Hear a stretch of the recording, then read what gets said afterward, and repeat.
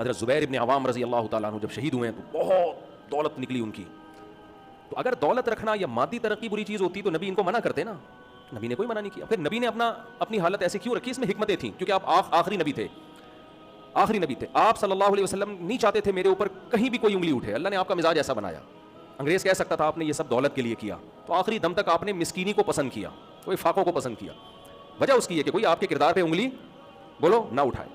لیکن جن کو طبیعت میں دماغ خراب ہوتا ہے وہ تو انگلیاں اٹھاتے ہیں. وہ کہتے ہیں ہمارے نبی نے 9 شادیاں کی ہیں, معاذ اللہ عیاشی ہے. بھائی اگر عیاشی کی نیت سے کی ہوتی تو پہلی شادی 25 سال میں آپ کی ہوئی ہے اور 40 سالہ بیوہ سے, معاذ اللہ نقل کفر. کوئی عیاش آدمی 25 سال میں 40 سالہ بیوہ, وہ بھی 2 دفعہ بیوہ ہوئی ہیں, ایسی خاتون سے نکاح کر کے دکھائے.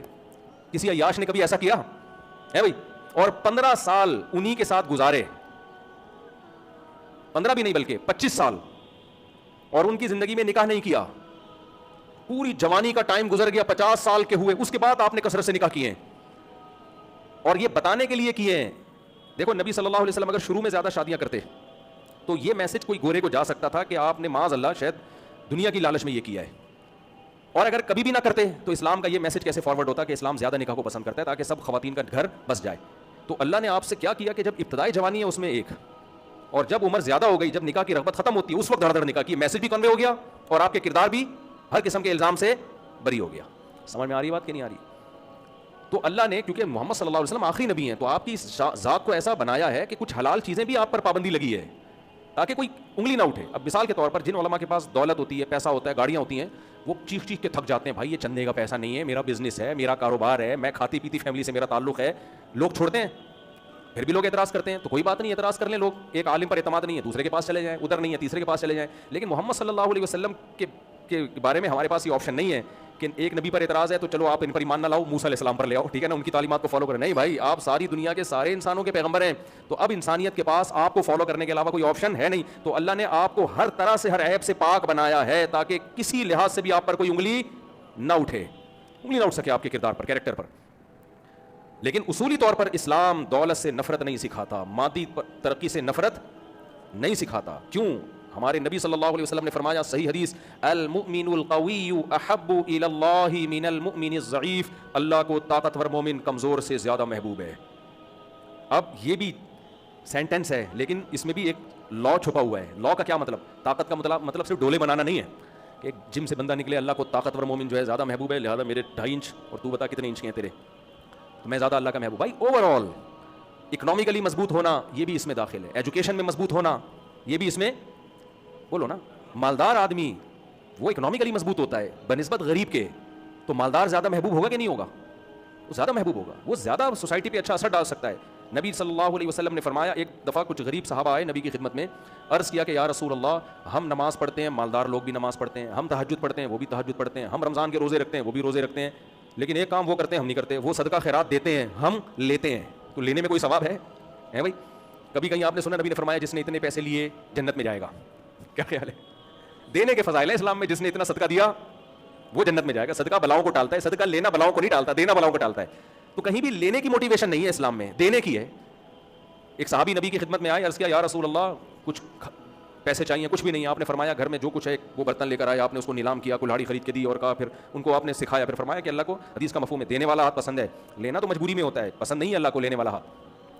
تو اب صحابی نے عرض کیا, صحابہ غریب صحابہ آئے, یا رسول اللہ ذهب اہل الدثور بالاجور, مالدار لوگ تو اجر لے گئے, ہم بھی تہجد پڑھتے ہیں, وہ بھی پڑھتے ہیں, ہم بھی یہ عمل وہ بھی یہ عمل, لیکن ایک نیکی وہ کرتے ہیں ہم نہیں کر سکتے. وہ نیکی کیا؟ وہ دیتے ہیں اور ہم بولو لیتے ہیں. لینے کا تو کوئی ثواب نہیں, ہم دے سکتے نہیں ہیں, ہمارے پاس تو اپنے وسائل نہیں ہیں.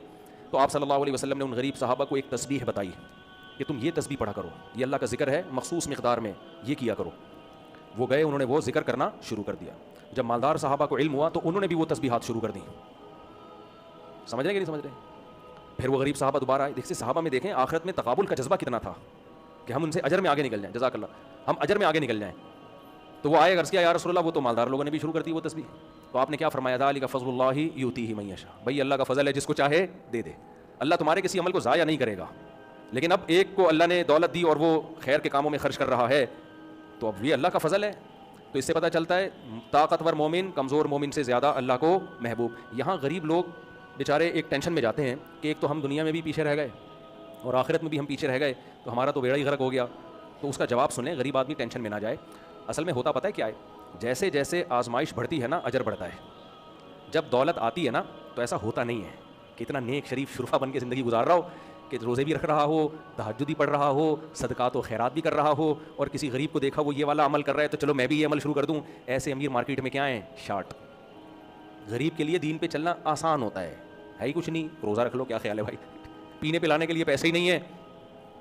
ہمارے ایک دوست تھے, گٹکا وہ کھاتے تھے, پان وہ, نسوار وہ, سگریٹ وہ, تھے غریب باپ کی اولاد. ایک دن میں نے دیکھا خالی نسوار پہ سیٹ ہو گئے. میرے کلاس فیلو تھے نا اسکول میں, ہاں وہ خالی نہیں, پٹھان بھی نہیں تھے, اردو اسپیکنگ تھے اور نسوار لیتے تھے, اردو اسپیکنگ. سگریٹ, پان, گٹکا, نسوار, یہ چاروں چیزیں چل رہی تھیں. ایک دن میں نے دیکھا صرف کس پہ آ گئے, نسوار پہ. میں نے کہا یار اللہ نے آپ کو توبہ کی توفیق دی, سگریٹ بھی چھوڑ دی, پان بھی, گٹکا بھی, ماشاءاللہ یار حوصلہ. کہتے ہیں حوصلہ کے پیسے ہی نہیں ہیں, مہنگی پڑ رہی تھی. کہہ رہے یہ سستی پڑتی ہے. میں نے کہا دیکھو یہ غربت اس کے لیے کیا ہو گئی, فائدہ مند ہو گئی. اب ان کے پاس اگر پیسہ ہوتا تو یہ غریب سے افضل نہ ہوتا. اس کے پاس تو پیسہ ہوتا تو گٹکے کے بعد آدمی ایک اسٹیپ آگے جاتا ہے, شراب, کباب, چرس, ہیروئن, آئس اور وہ جو کچھ ہوتا ہے. تو اس لیے غریب آدمی یہ سوچے کہ بھائی اللہ نے مجھے سکون کی زندگی دی ہے, تھوڑا دیا ہے, قناعت اسی پہ کرو. تو مالدار کی چونکہ آزمائش بہت زیادہ ہے, پیسہ آنے کے بعد عیاشی کے موقع بہت زیادہ ہیں, تو اس لیے پھر اللہ نے اس کو ایک دیا ہے کہ اگر تم خیر کے کاموں میں خرچ کرو گے تو تم اس غریب سے آگے نکل جاؤ گے. وہ آزمائش زیادہ ہے, اس کی ٹینشن اس لحاظ سے زیادہ ہے. تو میں بات کو بس سمیٹ کے ختم کرتا ہوں. تو دیکھو اس سے ان تمام باتوں سے ہمیں پتہ چل گیا کہ اسلام مادی ترقی کے خلاف نہیں ہے, بلکہ درخت کی مثال دے کے بتا دیا کہ مادی ترقی ہم نے کرنی ہے. یہی وجہ ہے انگریزوں نے یہ بات اپنی کتابوں میں لکھی, آپ گوگل پہ سرچ کریں آپ کو مل جائے گی. انگریز کہتے ہیں اگر اسلام دنیا میں نہ آتا تو جس سائنسی ترقی تک آج ہم پہنچے ہیں اس تک پہنچنے میں کم سے کم 500 سال ہمیں لگتے. مسلمان سائنسدانوں نے ہمارا 500 سال کا فاصلہ کم کر دیا ہے. ترقی تو ہوئی دنیا میں اسلام آنے کے بعد ہے, اس سے پہلے تو دنیا اندھیروں میں ڈوبی ہوئی تھی, نہ نہاتے تھے, نہ استنجا کرتے تھے, صفائی ستھرائی کا کوئی کانسیپٹ ہی نہیں تھا, غور و فکر کا تصور ہی نہیں تھا. مذاہب میں کیا تھا, وہ پنڈت جی نے جو بول دیا بس وہ پتھر پہ لکیر بن گیا. قرآن بار بار غور و فکر, غور و فکر, غور و فکر. یعقلون کا لفظ کتنی دفعہ قرآن میں آیا ہے, افلا تعقلون, عقل سے کام کیوں نہیں لیتے, افلا تتفکرون, غور و فکر کیوں نہیں کرتے. اور لہم قلوب لا یفقہون بہا, ان کے سینوں میں دل ہیں سمجھتے نہیں ہیں. تو غور و فکر کی دعوت کس نے دی ہے, تو اسلام نے دی ہے. جتنا اسلام لاجک کی باتیں کرتا ہے نا اتنا کوئی بھی نہیں کرتا جتنا اسلام بات کرتا ہے. تو تبھی جب دنیا میں اسلام آیا تو ترقیاں شروع ہوئی ہیں, سائنٹسٹ پیدا ہوئے ہیں. ایک ہندو کا کلپ میں نے سنا, ہندو پروفیسر, وہ کہہ رہے ہیں ہم آج کی دنیا میں ہر مذہب میں سائنٹسٹ موجود ہیں, ہر فیلڈ کے ماہرین, ہندوؤں میں بھی, مسلم میں بھی, عیسائیوں میں بھی, ہر فیلڈ کے ماہرین ہیں. لیکن اس نے کہا دنیا میں 1000 سال ایسے گزرے ہیں کہ ہر فیلڈ میں مسلم سائنٹسٹ کے علاوہ کسی اور کا نام ہمیں نہیں ملتا. یہ ہندو کے کمنٹس ہیں جو میں آپ کو بتا رہا ہوں, انڈیا کا ہندو ہے. 1000 سال ایسے زمین پہ گزرے ہیں کہ جس فیلڈ میں آپ جاؤ یار اس میں ماہر کون تھا, مسلمانوں کے علاوہ کوئی تھا ہی نہیں. یہ اسلام کی برکت ہے. اب ہمارا جو اسلام سے رشتہ ہے وہ صرف ٹوپی اور کسی حد تک مسواک, سرما, ٹھیک ہے نا. کچھ لوگ زیادہ نیک ہیں وہ موٹے موٹے سرمے کے ڈورے لگا رہے ہوتے ہیں. تو اب ہمارا وجہ کیا ہے, ہماری خلافتیں ختم ہو گئی, ہماری حکومتیں ہماری حماقتوں سے ختم. جب حکومتیں ختم ہوتی ہیں تو غلام کا کوئی مذہب ہوتا ہے, بس اتنا ہی ہوتا ہے عید میں نئے کپڑے پہن لو اور وہ جا کے اتار کے رکھ دو, اور بقرعید پہ بھی تھوڑی بہت کچھ کر لو, بس یہی چل رہا ہے ہمارا مارکیٹ میں. اس کے علاوہ کچھ رشتہ بچا نہیں ہے. اب میں جلدی سے بات کو, جو پورا یہ میری تمہید تھی, بیان ابھی شروع ہوا نہیں ہے, لیکن میں اب چھوٹا سا مختصر سی بات کرتا ہوں. دیکھو اسلام جو جس چیز پہ بلیو کرتا ہے نا, ایک منٹ بیٹا, وہ کیا کرتا ہے, اسلام 2 چیزوں کا نام ہے اور اسی کو اسلام کامیابی کہتا ہے. نمبر 1, اللہ سے اپنا ریلیشن مضبوط, اور اللہ کی مخلوق سے اپنا ریلیشن مضبوط بنایا جائے. گورے کے ہاں ریلیشن نام کی کوئی چیز نہیں ہے, وہ انڈیویجولزم کے قائل ہیں وہ لوگ. ہر آدمی انڈیپینڈنٹ, ہر آدمی کیا ہے, انڈیپینڈنٹ. ان کے یہاں پڑوسیوں کے حقوق نہیں ہوتے, ان کے ہاں ماں باپ کے حقوق نہیں ہوتے. ان کے ہاں 2 قسم کے حقوق ہیں, 3 قسم کے, جانوروں کے حقوق, ویمن رائٹس, ہیومن رائٹس. انسانوں کے حقوق, عورتوں کے حقوق, اور بولو جانوروں. سمجھ رہے کہ نہیں سمجھ؟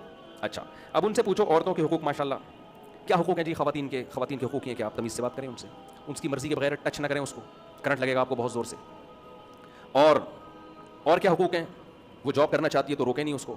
اور کیا حقوق ہیں, بس ختم. ٹوٹل حقوق کیا ہو گئے, بولتے کیوں نہیں, ختم. ٹوٹل یہی حقوق ہیں. اور اس سے ہم بڑے متاثر ہوتے ہیں, یار خواتین کے حقوق تو ویسٹرن کلچر میں ہے یار, کوئی چھیڑ نہیں سکتا کسی خاتون کو, کوئی چھیڑ نہیں سکتا. کسی مرد نے ذرا سا ٹیڑھی نگاہ سے دیکھا فوراً پولیس بلاتی ہے اور پولیس اٹھا کے اس آدمی کو اندر. کیا رائٹس ہیں, واٹ آر رائٹس. جب کسی نے کسی کے رائٹ چھیننے ہوتے ہیں نا تو مبہم اور مجمل حقوق بیان کیے جاتے ہیں, سمجھ رہے ہیں. مثال کے طور پر ہم کہیں ہماری اسٹیٹ پاکستان ہے, پاکستان کے کیا حقوق ہیں, اور میں کہوں حقوق یہ ہیں کہ آپ پاکستان کو برا بلا نہ کہیں, تو یہ کوئی حقوق ہوئے؟ نہیں بھائی, حقوق کی ڈیفینیشن ہے, ملک میں اگر جنگ مسلط ہو تو ہم نے کنٹری کا ساتھ دینا ہے, اپنی جان کی پرواہ بولو نہیں. جب ڈیٹیل میں جائیں گے نا ایک ایک چیز, اس کو کہتے ہیں حقوق. کوئی اسٹیٹ کے خلاف آواز اٹھا رہا ہے, تبھی میں آج نوجوانوں سے کہتا ہوں یہ جو سوشل میڈیا پہ, میں کوئی فوج کا بوٹ پالیشیا نہیں ہوں, جب بھی کوئی پازیٹیو بات کرتا ہے نا لوگ پٹھو کہنا شروع کر دیتے ہیں, حکومتی پٹھو. ہمیں ملک سے محبت ہے, ہمیں نہ اسٹیبلشمنٹ سے نہ کسی سیاستدان سے. ہمیں سب سے پہلے کس کو بچانا ہے؟ کنٹری کو. آپ کے پاس کوئی اگر آلٹرنیٹ آرمی موجود ہے تو آپ اس کو گندا کرتے رہیں. آپ بولیں ہمارے پاس ایک اسپیئر میں ایک اور آرمی رکھی ہوئی ہے. اگر انڈیا سے بچانے کے لیے, دہشت گردوں سے بچانے کے لیے آپ کے پاس اس آرمی کے علاوہ کوئی آپشن نہیں ہے تو بھائی یہی ہمارا باپ ہے. پھر سمجھ رہے ہو, ہم لڑیں گے اپنے مسئلے اپنے گھر میں بیٹھ کے حل کریں گے. انڈیا کو خوش ہم, ابھی سوشل میڈیا ہمارے کنٹرول میں نہیں ہے. ابھی جو کچھ پروپیگنڈا ہو رہا ہے وہ انڈیا اور را کر رہی ہے, وہ اسرائیل کر رہا ہے, ہم اس کے اہلکار بنے ہوئے ہیں. ہم آپس میں بیٹھ کے جو مرضی کریں وہ ٹھیک ہے, لیکن غیروں کو خوش نہ ہونے دو. اس میں پاکستان اگر ٹوٹ جاتا ہے, یہ برباد ہو جاتا ہے, تو یہ میرے اور آپ کے ہاتھ میں نہیں آئے گا, یہ اسرائیل کی گود میں جا کے گرے گا. اسرائیل نے عراق کو کھڈے لائن لگا دیا ہے, شام کو کھڈے لائن لگا دیا ہے, سمجھ رہے ہیں؟ اب کس کا نمبر ہے؟ پاکستان کا ہے. اور ہم خود اپنے ملک کے خلاف بھائی شخصیتوں سے محبت کرو, نفرت بھی کرو, محبت بھی کرو, اعتدال سے. اسٹیٹ پہ کوئی سمجھوتا نہیں ہو سکتا. سمجھ رہے ہو کہ نہیں سمجھ رہے؟ پہلے ملک ہے ہمارا, پاکستان ہے سب سے پہلے. لوگ کہتے ہیں نہیں جب سب سے پہلے اسلام ہے تو پاکستان ہوگا تو اسلام ہوگا. میرے بھائی اسلام ہی ہمیں یہ کہتا ہے کہ اسٹیٹ کو بچانا سب سے پہلی ذمہ داری ہے. خیر میں کدھر سیاست کی طرف چلا گیا, جو بات کو جلدی سمیٹتا ہوں. تو اسلام ہاں گورا حقوق بیان کرتا ہے, ہیومن رائٹس, ویمن رائٹس, بس ویمن رائٹس کیا ہیں؟ تھینک یو سے بات شروع کرو, تھینک یو پہ ختم ختم, اس کے علاوہ کوئی رائٹس نہیں ہے. گوروں سے پوچھو اگر آپ کا بھائی معذور ہے تو اس کے کیا رائٹس ہیں؟ کیا اس کا رائٹس یہ کہ گورنمنٹ کو فون کرو میرے بھائی کے لیے کچھ سنبھالے, کوئی بندہ بھیجے اس کو پالنے کے لیے. آپ کے ماں باپ اگر بوڑھے ہیں تو کیا کرنا ہے؟ گورا کہتا ہے ماں باپ اگر بوڑھے ہیں تو اولڈ ہاؤس والوں کو فون کرو, اس کو سنبھالو بھائی, یہ ریاست کی رسپانسبلٹی ہے. میرے ابا کو سنبھالنا کس کی رسپانسبلٹی ہے؟ ریاست. ابے تو حقوق کہاں گئے یار؟ یہ حقوق ہیں کہ پولیس کو ٹائم پہ فون کیوں نہیں کیا آپ نے؟ اسلام ریلیشن پہ بلیو کرتا ہے تو اسلام کہتے ہیں نا نا نا ایسا نہیں ہے, ایسا نہیں ہے. اسلام کہتا ہے کہ عورت کے حقوق کی جب کوئی بات کرے نا تو اس سے پوچھا کرو کہ عورت کی تو بہت ساری قسمیں ہیں. ایک انٹی کے بھی وہی حقوق ہیں اور بیوی کے بھی وہی حقوق ہیں, تو بیوی اور انٹی میں فرق کیا ہو گیا؟ کیا خیال ہے بھائی؟ اماں کے بھی وہی حقوق ہیں جو عام انٹیوں کے ہیں, تو اماں میں اور انٹیوں میں فرق ہوا؟ بولو نا.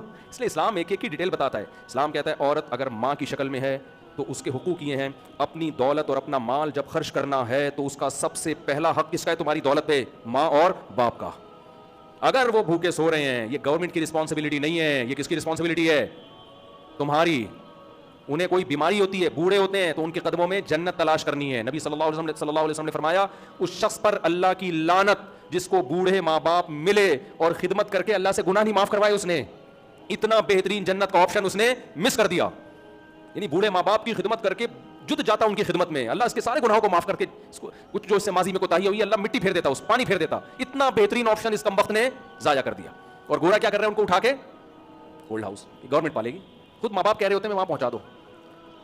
تو رائٹس اور ریلیشن میں فرق ہوتا ہے میرے بھائی. جب آپ بوڑھے ماں باپ کی گھر میں خدمت کرتے ہو تو رائٹس بھی دیتے ہو, اور اس سے ماں باپ سے آپ کا ریلیشن بھی بولتے کیوں نہیں مضبوط ہوتا ہے. پھر اسلام نے کہا کہ اولاد کی صورت میں بھی حقوق ہیں. اب وہ لوگ اعتراض کرتے ہیں کہ یہ مسلمان لوگ بیٹی کو آدھی وراثت دیتے ہیں, بیٹے کو دگنی. ان کے ہاں مرد اور عورت میں فرق ہے, خود 1 روپے بھی نہیں دیتے. سمجھ میں آ رہی ہے بات؟ خود بیٹیوں کی وراثت میں 1 روپے بھی آپ کی مرضی پر ہے کہ آپ گورنمنٹ کو دینا چاہیں گورنمنٹ کو دے دیں, کتے کو دینا چاہیں کتے کو دے دیں, بیٹی کو دینا چاہیں بیٹی کو دے دیں, بیٹے کو دینا چاہیں بیٹے کو دے دیں. اللہ نے کہا یہ تمہاری چاہت پہ نہیں ہے, تمہاری اولاد کا تمہاری وراثت میں حصہ ہے, تم ان کو اس وراثت سے محروم نہیں کر سکتے. پھر ہم اللہ میاں سے پوچھتے ہیں اللہ اگر ہم نے 3 کروڑ چھوڑے, 2 کروڑ بیٹے کو مل رہا ہے, 1 کروڑ بیٹی کو مل رہا ہے, یہ تو ویمن رائٹس نہ ہوئے, بیٹی کا تو نے آدھا رکھ دیا. تو اللہ جواب میں کیا کہے گا؟ بھائی جب بیٹے کی شادی ہوگی تو خرچہ کس کے ذمہ ہوگا؟ کسی کی بیٹی کا خرچہ کس کے ذمہ ہوگا؟ اس کے شوہر کے ذمہ. ولیمے کا خرچہ, مہر کا خرچہ, ساری زندگی نان نفقے کا خرچہ, اس کی جو بچے پیدا ہو رہے ہیں ان کمبختوں کا خرچہ. استغفر اللہ. جو لوگ پریشان ہوتے ہیں نا آپ کا بیان سن کے, ہم بچے پیدا کرتے ہیں خرچہ بڑھ گیا, تو میں ان کی زبان میں کروں کمبخت ہوتے نہیں ہیں, تو ان کمبختوں کا خرچہ باپ کے ذمہ. اولاد کا خرچہ اللہ نے ماں کے ذمہ 1 روپے بھی نہیں ڈالا, چاہے ارب پتی ہو, بیوی ارب پتی ہو, اس کا سارا نان نفقہ اس کے شوہر کے ذمہ, چاہے وہ رکشا چلاتا ہو. اس کو کہتے ہیں حقوق, اس کو کیا کہتے ہیں؟ رائٹس. تو 2 کروڑ اللہ نے اس کو دیے اور خرچہ 8 کروڑ کا ڈال دیا. بیٹی کو 1 کروڑ دیے, خرچہ 1 روپے کا بھی نہیں ڈالا. بات سمجھ میں آ رہی ہے؟ تو اس لیے منہ کے فائر الگ چیز ہوتی ہے, انگریز منہ کے فائر کرتا ہے. ویمن رائٹس, ویمن رائٹس, عورتوں کے حقوق, عورتوں کے. ابے بھائی عورت کے کیا حق دے رہا ہے تو؟ اپنے خرچے پہ جو اپنی بیوی کو چائے نہ پلائے. اور مسلمان کو دیکھو, اللہ نے کہا کہ عورت میں پھر ماں کا سب سے پہلے اس کا حق باپ سے اخلاق میں 3 گنا زیادہ. دیکھو اطاعت میں باپ کا حق زیادہ ہے, یہ خوب سمجھ لو. اخلاق میں ماں کا حق باپ سے 3 گنا زیادہ. لیکن اطاعت میں جب آرڈر ہوگا تو اس میں شریعت نے باپ کو ماں پہ مقدم کیا, کیونکہ آپ کی ماں کو پرمیشن نہیں دی ہے کہ وہ آپ کی مرضی کے خلاف آپ کے بچوں کو لے کے چلے, کیونکہ سربراہ اللہ نے کس کو بنایا ہے؟ بولو باپ. یہ باپ کو رائٹ دیا, بھائی اطاعت تمہاری ہوگی, گھر کے سربراہ کون ہو؟ تم ہو. تو یہ باپ کو بھی رائٹ دیا اسلام نے. انگریزوں کے یہاں باپ بھی بیچارہ کیا ہوتا ہے, وہ غفار بھائی ہوتے ہیں, وہ فادر نہیں ہوتے, وہ غفار صاحب ہوتے ہیں. باپ کہتا ہے میں مجھ میں اور جمشید میں کوئی فرق بولو ہے ہی. انگریزوں کے آگے بھی جو بھی جمشید صاحب ہوتے ہیں نا, تو بچے کا فادر میں اور جمشید صاحب میں کوئی فرق ہے ہی نہیں. جمی, اچھا جمشید کو وہاں پیار سے جمی کہتے ہیں. خیر, تو اسلام نے بولا بھائی ہیومن رائٹس میں اگر مردوں کے حقوق کی بات ہے تو تمہارا باپ ہے یا تمہارا بھائی ہے, پھر بہنوں کے حقوق ہیں. نبی نے فرمایا جس نے 3 بہنوں کی کفالت کی تو اس کے لیے میں جنت کی ضمانت لیتا ہوں. 3 بہنوں کی کفالت, صحابی نے عرض کیا 2 کی, اگر آپ فرمایا 2 کی بھی, تو بہن کی رسپانسبلٹی کس کی ہے؟ بھائی کے ذمہ ہے, بھائی کے ذمہ ہے. تو شادی کر کے بالکل بھول جاتے ہیں اس کے ساتھ سسرال میں کیا ہو رہا ہے. نہیں بھائی, آپ کی ذمہ داری ہے. تبھی تو سالہ کا لفظ ہمارے یہاں بڑا مشہور ہے. انگریزوں میں سالے ہوتے ہیں نہیں ہوتے, سالے ہمارے یہاں ہوتے ہیں. ان کو پتا ہوتا ہے کہ یار میں اپنی بیوی کو تنگ کروں گا تو یہ تو کچھ نہیں کر سکتی, لیکن اس کے پیچھے بھائی بہت ہیں. اس کو نام ہی اتنا, ہاں ابے سالے بولتے ہیں اس کو پتا ہے کہ یہ فل ٹینشن ہے میرے لیے. تو خیر, انگریزوں کے ہاں پڑوسن میں اور بیوی میں کوئی فرق نہیں رہا, کوئی رائٹ نہیں ہے. اس سے بھی اچھے اخلاق سے بات کرنے, بیوی سے بھی اسلام نے کہا نہیں بھائی, آپ کی اگر کوئی نامحرم ہے تو آپ نے اس سے فری نہیں ہونا. آپ نے ضرورت کی بات کرنا ایک الگ بات ہے, فری ہونے کی آپ کو اجازت نہیں ہے. فری آپ صرف اپنی بیگم سے ہو سکتے ہیں. تو اس میں بیوی کو فائدہ ہو رہا ہے کہ نہیں ہو رہا؟ کتنی خواتین کہتی ہیں ہمارے میاں ہم سے تمیز سے بات نہیں کرتے, جیسے کسی لڑکی کا آنٹی کا فون آتا ہے ہی ایسے ہو جاتا ہے جیسے ان کا بلڈ پریشر سارا ایک دم نارمل ہو گیا. انگریز پہ یہ پابندی نہیں ہے, ہم پہ اللہ نے کیا لگائی ہے پابندی. محبت کا اظہار بیوی سے کر سکتے ہیں. نبی صلی اللہ علیہ وسلم نے کر کے دکھایا. امی عائشہ برتن میں جس جگہ منہ لگا کے پانی پیتی, ہمارے نبی برتن کو گھما کے اسی جگہ اپنے ہونٹ مبارک رکھتے تھے. یہ کسی غیر عورت کے ساتھ آپ کو اتنا فری ہونے کی اجازت بولو نہیں ہے. کیوں؟ جو آپ کی ہے اس کا حق ادا ہوتا کہ آپ کی محبتیں اس کے لیے خاص ہو جائیں. آج نہیں ہے. کتنی خواتین پریشان ہیں کہ میرا میاں ایسے, میرا میاں ویسے. ایک خاتون کا فون آیا, کہنے لگی کہ میرا میاں جو ہے اتنی عورتوں میں دلچسپی لیتا ہے, میں تنگ آ گئی ہوں. میں نے کہا آپ کے میاں کا جب کوئی دیندار آدمی کا رشتہ آیا ہوگا تو آپ نے بولا ہوگا فنڈامنٹلسٹ اور بنیاد پرست, یہ تو نماز روزے میں لگائے گا, پردہ کرائے گا. مجھے نہیں چاہیے ایسا رشتہ, مجھے ماڈرن چاہیے جو مجھ پہ پابندیاں نہ لگائے, مجھے لے کے گھومے, یعنی بے پردگی کے ساتھ. کہتی ہیں جی, وہ صحیح خاتون تھی, اس نے بولا جی ایسے ہی ہے. میں نے کہا لائف کو انجوائے کریں. ماڈرن تو ایسے ہی ہوتے ہیں. ماڈرن لوگ کیسے ہوتے ہیں؟ وہ تو اسی طرح ہی ہوتے ہیں. تو ان کو کیا بھائی اللہ کا خوف ہی نہیں ہے. تو اسلام ریلیشن پہ بلیو کرتا ہے بھائی. اللہ سے بھی ریلیشن مضبوط کرو, نماز کے ذریعے, زکوٰۃ کے ذریعے, روزے کے ذریعے, تلاوت کے ذریعے, تہجد کے ذریعے, سردوں کے ذریعے, اور مخلوق سے بھی ریلیشن. مخلوق میں سب سے پہلے والدین, پھر بیوی بچے, بہن بھائی, اور پھر اس کے ساتھ جس کالونی میں آپ رہتے ہیں پڑوس کے حقوق. حتیٰ کہ قرآن کے الفاظ دیکھو, بس یہ آیت کا ترجمہ کر کے بیان ختم کرتا ہوں. وَاعْبُدُوا اللَّهَ وَلَا تُشْرِكُوا بِهِ شَيْئًا وَبِالْوَالِدَيْنِ إِحْسَانًا وَبِذِي الْقُرْبَى وَالْيَتَامَى وَالْمَسَاكِينِ وَابْنِ السَّبِيلِ وَالسَّائِلِينَ. وہ الفاظ کیا ہیں؟ پانچویں پارے کی پہلی, وَالصَّاحِبِ بِالْجَنبِ وَابْنِ السَّبِيلِ وَمَا مَلَكَتْ أَيْمَانُكُمْ. ایک ایک کا نام لے کے اللہ نے بتایا. اللہ کا حق یہ ہے کہ اس کے ساتھ کسی کو شریک نہ کرو. پھر اس کے بعد اللہ کہتے ہیں ماں باپ کے ساتھ, پھر رشتہ داروں کے ساتھ, اور پھر جو تمہارے اڑوس پڑوس میں رہتے ہیں. پھر اللہ نے کہا اڑوس پڑوس میں تو نہیں رہتے, لیکن کسی بھی طرح تمہارے ساتھ اٹھنا بیٹھنا ہے. آپ کا کوئی کلیگ ہے آفس میں آپ کے ساتھ بیٹھتا ہے, آپ سفر کر رہے ہو آپ کے ساتھ سفر میں ہے, اللہ کہتے ہیں ہر ایک کے ساتھ کیا کرنا ہے؟ اچھا سلوک. وما ملکت ایمانکم, اور تمہارے جو ملازمین ہیں ان کے ساتھ بھی کیا کرنا ہے؟ اچھا سلوک. تو ایک ایک کا بیان کر رہا ہے نا اسلام, اور پھر ان کے ساتھ اچھا سلوک کیسے کرنا ہے اس کی تفصیل بھی بیان کی جا رہی ہے. ملازم کے بارے میں جب میں نے حدیثیں پڑھنا شروع کی نا کہ ملازموں کے بارے میں اسلام نے کیا حقوق دیے, آپ صلی اللہ علیہ وسلم کی صحیح حدیث, آپ نے فرمایا تمہارا ملازم جو تمہارے لیے کھانا پکاتا ہے, جب کھانا کھاؤ تو اس کو اپنے ساتھ دسترخوان پہ بٹھاؤ. نہیں یاری میرا خیال ہے بات. کیوں؟ آپ نے فرمایا اس لیے کہ اس نے اس کھانے کی دھوئیں اور گرمی کو برداشت کی. پھر آپ نے فرمایا اگر یہ ممکن نہیں ہے تو 1 یا 2 نوالے اس کھانے میں سے اس کو کھلاؤ. تبھی عربوں میں اب تک یہ کلچر رہا ہے. اب کا نہیں مجھے پتا آج کی تاریخ میں کیا ہو رہا ہے. 5-6 سال پہلے تک ہم سنتے تھے سعودی عرب میں جو رائل فیملی کے لوگ ہیں وہ اور ان کے جو ملازمین ہیں ایک دسترخوان پہ کھاتے ہیں. کچھ چیزیں عربوں میں بڑی اچھی ہیں جو کلچر میں چلتی آ رہی ہیں. کھانے کا جب ٹائم ہوگا تو وہ اپنے ملازمین کو, بادشاہ ہوگا لیکن ملازم کو ساتھ میں بٹھایا ہوا ہوگا. تو یہ جو ریلیشن ہے نا میرے بھائی, اس کے بغیر اسلام نہیں ہے. انگریزوں میں یہ ریلیشن ختم, ہر آدمی انڈیپینڈنٹ. تو ہم انڈیپینڈنٹ نہیں ہیں. ہمارے مال میں حق ہے ماں باپ کا, بیوی کا, بچوں کا, بہنوں کا. کوئی بہن کو طلاق ہو جاتی ہے, آپ کی رسپانسبلٹی ہے, آپ نے اس کا خرچہ اٹھانا ہے, آپ نے اس کے حقوق کا خیال کرنا ہے. پھر پڑوس کا, اب تو غربت ختم ہو گئی, نبی کے دور میں غربت بہت زیادہ تھی. آپ نے فرمایا جب کھانا بناؤ تو شوربہ زیادہ کر دو. کوئی بات نہیں, تمہارے ذائقے میں تھوڑی کمی آئے گی لیکن اس میں سے تھوڑا پڑوسی کا حصہ ہو جائے گا. تو اللہ نے سب کو مال دیا ہے, شوربہ زیادہ کرنے کی ضرورت نہیں. اتنا پتلا شوربہ وہ کھائے گا ہی نہیں پڑوسی, وہ سمجھے گا وہ زکات لے آئے گا آپ کو دینے کے لیے, لیکن اس کا خیال کرنا ہے. ایک علاقے میں جب آپ رہتے ہیں تو خیال کرنا ہے بھائی کسی کو تکلیف نہ ہو. آج بہت بڑے مسائل ہیں, گھر ایسا بنا دیتے ہیں اگلے کی ہوا روک لیتے ہیں. بالکل وہ چیخ رہا ہے یار کیا کر رہے ہو بھائی تم, لیکن بہت کچھ غلط ہو رہا ہے ہماری سوسائٹی میں, برداشت کرنا پڑتا ہے انسان کو. گاڑیاں غلط پارک کر دیں گے, وہ پریشان ہے ایک بندہ, یار موڑ نہیں سکتے گلی میں, ہم آپ نے اس طرح سے جا کے کھڑی کی ہے, پیسے نہیں دے رہے ہوں گے ٹائم پہ, کوئی گارڈ رکھ لیا سیکیورٹی کے لیے, پبلک سے پیسے نکلوانا عذاب بن جاتا ہے. تو یہ سب چیزیں, یہ اس کی علامت ہیں آپ ریلیشن پہ بلیو نہیں کرتے. اور دیکھو انسان کو سب سے زیادہ خوش رہنے کے لیے جو سب سے زیادہ ضرورت ہے نا وہ اچھے ریلیشن کی ہے. گورے کے پاس سب کچھ ہے, ریلیشن نہیں ہے. اسی وجہ سے خودکشیاں سب سے زیادہ ان کنٹریز میں ہیں. جتنا ترقی یافتہ کنٹری ہے اس میں خودکشی کا ریشو اتنا ہی زیادہ. سب سے زیادہ خودکشی میں ٹاپ پہ چل رہا ہے اس وقت سوئٹزرلینڈ. नाम आता ही हमें जन्नत के बाग सामने आना शुरू हो जाते हैं। टॉप लिस्ट पे सबसे ज़्यादा खुदकुशियाँ कहाँ हो रही हैं? स्विट्जरलैंड। इतने मरते हैं, लाइन लगा के मर रहे हैं। इतनी खुदकुशियाँ हुई हैं कि पहले इलीगल थी खुदकुशी, गवर्नमेंट बेजार हो गई कि यार इलीगल कर से रुक तो रहे नहीं है, तो फिर इसको लीगल कर दो ताकि तमीज़ से तो हो, लाइन लगा के हो, तमीज़ से हो। इधर कोई उधर पड़ा हुआ है, उधर कोई ट्रेन के नीचे आया हुआ है, चिछड़े बिछड़े फैले हुए हैं, जिनका खुदकुशी का दिल नहीं भी कर रहा होता, ये देख के वो भी कर लेते हैं। जापान में उसके बाद दूसरे नंबर पर सबसे ज़्यादा खुदकुशियाँ कहाँ हो रही हैं?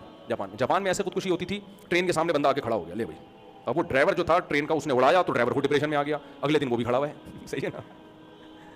तो जापानियों ने भी एक जगह खास कर दी, भाई तुम लोग कम वक्त रुक तो रहे नहीं हो, तो ये जंगल है, इधर आओ। मैं उस जंगल का व्लॉग बनाना था, बनाया नहीं क्योंकि इलीगल है। वो कहते हैं हमारी सोसाइटी का पॉजिटिव चेहरा दिखाओ, ट्रेनें व्रेनें दिखाओ, कैसे टीम जा रही हैं, ये चीज़ें मत दिखाया करो। हम लोग ही बेवकूफ़ हैं जो अपने मुल्क की हर उल्टी चीज़ मीडिया पे लाके डाल रहे होते हैं और पॉजिटिव चीज़ दिखाते ही नहीं है। ये सिर्फ ये बेवकूफ़ी हम लोगों में ही है। तो वो क्या हुआ कि वहाँ जंगल में हड्डियाँ पड़ी हुई हैं इंसानों की, हर थोड़े दिन में कोई बंदा आया हुआ होता है, अपने आप को मार रहा होता है। वो वजह क्या है? रिलेशन ख़त्म।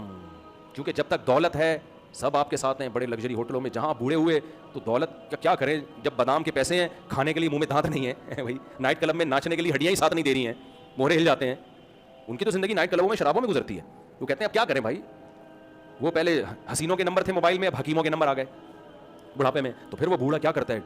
टेंशन में जाता। हमारे बूढ़े को देखो, बूढ़ी औरतों को देखो, पोते नवासे बहुएँ दामाद, कितने माशाल्लाह एक अच्छी खूबसूरत लाइफ होती है, बेटे भी हैं, बेटियां भी हैं, पोते भी हैं, नवासे भी हैं। हमारे नाना अल्लाह उनकी मग़फ़िरत फरमाए 99 साल में फौत हुए। उनसे कोई पूछता था कि आपके घर में खैरियत है? वो कहते थे खैरियत कम वक्तों के यहाँ होती है, बदकिस्मतों के यहाँ। हमारे घर में तो बेटे बेटियां बहुएँ दामाद पोते नवासे, कभी किसी का सर फटा हुआ है, कभी किसी के पेट में दर्द है, सही है ना, कोई बदतमीज़ी कर रहा है, उसको चंबा प्लेट हो रहा है, पड़ रहा है। कह रहा है खैरियत तुम बेगैरतों के घर में होती है, जिनके घर में कोई बंदा होता ही नहीं है। 1000 गज का बंगला है, बंदा ही नहीं है, जो गुलदस्ता जहाँ रखा हुआ है क़यामत तक वहीं पड़ा रहेगा। ये कोई खुशियाँ थोड़ी हैं मेरे भाई। मैं डिफेंस गया हूँ ना, 1000 गज के बंगले देखें, बंदा ही नहीं है। बेडरूम इतने बना दिए, अबे बंदा कहाँ है? 2 बच्चे बस, बंदा नहीं है हमारे। वो एक पढ़ने के लिए अमेरिका चला गया, एक की शादी हो गई जापान चली गई, वो 2 बच्चे भी मार्केट से शार्ट। अब बेचारे बुड्ढा बुड्ढी एक दूसरे को देख रहे हैं, कब तक देखोगे भाई? तो उनके यहाँ खैरियत ही खैरियत है। मासी आती हैं, पोछा लगा के चली गई, फनाइल का पोछा, चूंटियाँ भी नहीं है अब उनके घर में, ठीक है ना, मकोड़े भी खत्म। तो खैरियत ही खैरियत, जो चीज़ जहाँ रखी हुई है वहीं। अंग्रेज़ों के भी यही खैरियत होती है। हमारे घरों में बच्चे होते हैं, अभी भाई यहाँ गुलदस्ता रखा था, कहाँ गया? वो बच्ची ने तोड़ दिया। या पानी रखा हुआ था, वो तोड़ दिया उस। वो बच्चे तो बंदरों की तरह होते हैं घर में, देखो कुछ ना कुछ। यही तो लाइफ है भाई, रिलेशन तो है, मोहब्बत तो है। तो इसलिए रिलेशन पे इंसान बिलीव करता है। तो आप एक इलाके में रहते हो, कराची में दूर रहते हो आप लोग, यहाँ अपना रिलेशन क्या करना है? बोलो मजबूत। और रिलेशन मजबूत हक लेके नहीं होता। हक ऐसा ना रिलेशन के लिए आप लोग कहें सफार भाई 50,000 रुपये मिल जाएंगे ज़रा। क्यों भाई? भाई मुफ्ती साहब चाह रहे हैं रिलेशन, तू मुझे 50,000 देगा, मुझे तुझसे मोहब्बत बहुत हो जाएगी कि तूने मुझे पैसे दिए। तो रिलेशन का मतलब देना है, लेना नहीं है। अल्लाह ताला समझने की, अमल की तौफीक अता फरमाए। वो माली नहीं बड़ा। जी बेटा सवाल क्या? मुफ्ती साहब मेरा सवाल ये कि दाढ़ी पर कलर करना, खिजाब लगाना, ब्राउन लगा सकते हैं, ब्लैक नहीं लगा सकते। 40 साल के बाद लाइट ब्राउन, क्योंकि आजकल जो डार्क ब्राउन है वो भी ब्लैक जैसा ही होता है, तो लाइट ब्राउन लगा सकते हैं 40 साल के बाद, और 40 साल से पहले ब्लैक भी लगा सकते हैं। और ख़वातीन की एज अगर 40 साल से ज़्यादा हो जाए, तो अगर शौहर का बहुत ज़्यादा इसरार है कि भाई ब्लैक, बाज़ की किसी बीमारी से सफ़ेद हो जाते हैं, तो ख़वातीन के लिए उसकी भी गुंजाइश है। मर्द के लिए गुंजाइश नहीं है ब्लैक लगाने की, सिवाय जंग के मौके पे दुश्मन पे रोप डालने के लिए। दुश्मन को लगे भाई कोई जवान है, ऐसा ना हो दुश्मन के इतने बुजुर्ग आ गए तो दम कर दें आप हमारे ऊपर, ठीक है ना, दुश्मन पे रोप के लिए। नॉर्मली 40 साल के बाद मर्द के लिए ब्लैक कलर की इजाज़त नहीं है, लाइट ब्राउन लगा सकते हैं। मेरा सवाल ये है कि ऑस्ट्रेलिया में इस्लामिक बैंकिंग इंस्टॉलमेंट कम ज़्यादा होती है? यार ऑस्ट्रेलिया में जो इस्लामिक बैंकिंग है उस पर बहुत सारे इश्कालात हैं। मुझे किसी ने बताया कि वो डाउट है उसमें, ड्रामेबाजी है उसमें, बैंकिंग है नहीं। अब मुझे हकीकत मालूम नहीं है, तो जब तक मैं प्रॉपर वे में उसकी तहकीक न कर लूँ, मैं ऑस्ट्रेलिया में जो बैंकिंग चल रही है उस पर फतवा नहीं दे सकता कुछ। क्योंकि जब से इस्लामिक बैंकिंग आई है ना, तो कुछ लोग अपने मंजन भी बेचना शुरू कर दिया इस्लामिक बैंकिंग के नाम पे। उसकी निगरानी कौन कर रहा है, क्या कैसे हो रहा है, सिर्फ टोपी ड्रामा तो नहीं हो रहा, प्रैक्टिकली ऐसा हो भी रहा है, बड़ा मुश्किल काम है। तो इसलिए मैं कोई जिम्मेदारी नहीं लेता इसकी। देखें, घर लोन पे मोर्गेज पे लेना जायज़ नहीं है, क्योंकि सूदी कर्जा है वो। शदीद मजबूरी हो तो जायज़ है। शदीद मजबूरी किसे कहते हैं? शदीद मजबूरी इसे कहते हैं कि रेंट पे मिल ही नहीं रहा हो, रेंट पे मिल नहीं रहा हो। मिसाल के तौर पर एक साहब मुझसे मिले, उनके पेशावर की फैमिली थी, 6-7 बच्चे थे उनके, वो रहते हैं इटली में। कह रहे हैं हमें कोई रेंट पे घर दे ही नहीं रहा, क्योंकि वो कह रहे हैं हमें छोटी फैमिली चाहिए। तो फिर ऐसी मजबूरी में आप रोड पे तो नहीं रह सकता ना इंसान, तो ऐसी मजबूरी में गुंजाइश है। लेकिन जब तक आप रेंट पे रह सकते हो तो आपके लिए मोर्गेज पे घर लेना जायज़ नहीं है। हाँ, लोग कहते हैं भाई एक घर तो अपनी ज़रूरत की है, तो हम क्यों नहीं ले सकते? घर यकीनन इंसान की ज़रूरत है, लेकिन घर का अपना होना इंसान की ज़रूरत नहीं है। समझ रहे हैं कि नहीं समझ रहे? अपना घर होना इंसान की ज़रूरत उसको कहेंगे जिसको शरीयत ज़रूरत कहती है। वरना तो बहरिया टाउन वाले रियाज मलिक कहेंगे कि मेरी ज़रूरत 6 ऐसे बहरिया टाउन और बन जाएँ, ये मेरी बहुत सख्त ज़रूरत है। तो वो तो लग्जरी है ना। घर ज़रूरत है, रोड पे नहीं रह सकता अपने बीवी बच्चों के साथ। घर तो अगर वो किराए पे अरेंज हो गया है तो ज़रूरत आपकी पूरी हो गई है। आगे अपना हो, अच्छी बात है, अगर अपना हो तो अपने पैसों से हो, सूद से ना हो तो ठीक है। लेकिन अगर सूद पे घर लेना पड़ रहा है तो ये जायज़ नहीं है आपके लिए। समझ रहे हैं? हाँ, मजबूरी हो तो एक अलग बात है, मजबूरी मैंने बता दी, रेंट पे मिल ही नहीं रहा तो एक अलग बात है।